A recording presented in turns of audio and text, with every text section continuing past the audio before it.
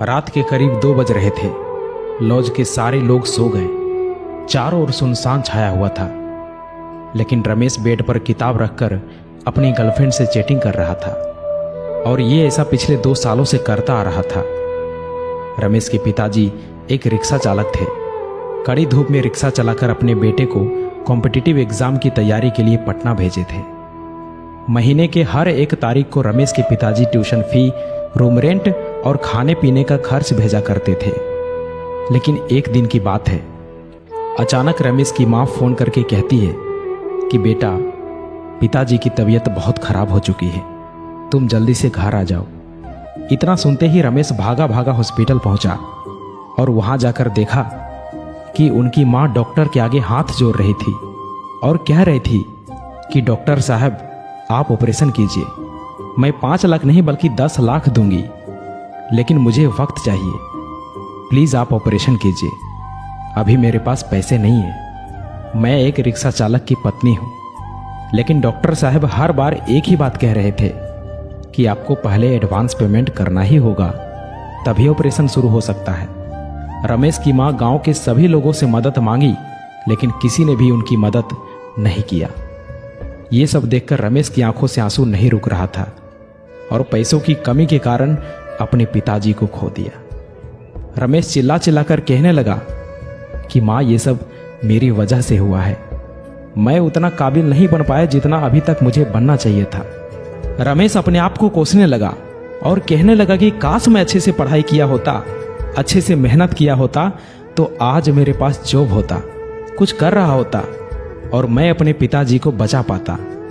दोस्तों, आपके साथ कब क्या और कौन सी घटना हो जाए कुछ पता नहीं चलता। इसलिए अभी आप जो कर रहे हो, जिस काम के लिए आए हो, जो भी आपका लक्ष्य है, जो भी आपका गोल है, उसे पाने के लिए जी जान लगा दो। कोई तुम्हारी पर्सनालिटी नहीं देखेगा, कोई तुम्हारा दुख दर्द इमोशंस नहीं समझेगा। कोई पूछेगा तो बस इतना ही पूछेगा कि कमाते कितने हो। घर वालों ने तुम्हें नाम दिया, अब पहचान तुम्हें अपने दम पर बनानी है। अपने काम के प्रति इतने ईमानदार बनो कि असफलता दूर दूर तक नजर ना आए। प्यार का सहारा लोगे तो एक दिन बर्बाद हो जाओगे। अपनी शान और पहचान बनानी है तो मेहनत का सहारा लेना ही होगा, जी जान से मेहनत करना ही होगा। रोना बंद करो और अपनी तकलीफों से खुद लड़ो। देखो, समय तो तेजी से निकल ही रहा है। अगर वक्त के साथ मेहनत नहीं की, जिंदगी के एक एक महीने, एक एक सप्ताह, एक एक दिन, एक एक घंटे की वैल्यू नहीं की, तो साल के साथ साथ आपकी आधी जिंदगी कब निकल जाएगी कुछ पता नहीं चलेगा। याद रखना, कमजोर तू नहीं, तेरा डिसीजन है। तुझे तेरी डिसीजन से भी ज्यादा जिद्दी बनना पड़ेगा। याद दिला खुद को कि तुझे तेरी मंजिल बुला रही है। खुद को ऐसा बना कि तेरी मजबूरी भी तुझे तेरी मंजिल तक पहुंचने का रास्ता लगे। देखो, आपका इस धरती पर आना आपके हाथों में नहीं है और जाना भी आपके हाथों में नहीं है, लेकिन इसके बीच का सफर तो आपके ही हाथों में है। तो क्यों ना कुछ बड़ा करके जाए। अरे, तुम्हारी जिंदगी में सभी दुखों का नाश होगा अगर तुम्हारा संघर्ष सबसे महान होगा। अपने जीवन को इतना महान बनाओ कि आपकी जीवनी सुनकर दूसरे लोगों को महान कार्य करने की प्रेरणा मिले। रास्ते कभी खत्म नहीं होते दोस्त, बस लोग हिम्मत हार जाते हैं। अगर तैरना सीखना है तो पानी में उतरना ही होगा। यूं किनारे पर बैठकर कोई गोताखोर नहीं बन सकता।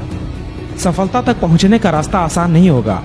इस रास्ते में बहुत सारी मुश्किलें आएंगी जो आपका रास्ता रोकना चाहेंगी, लेकिन आप रुकना मत, बस चलते जाना। बदल जाओ वक्त के साथ या फिर वक्त को बदलना सीखो। मजबूरियों को मत कोसो, हर हाल में चलना सीखो।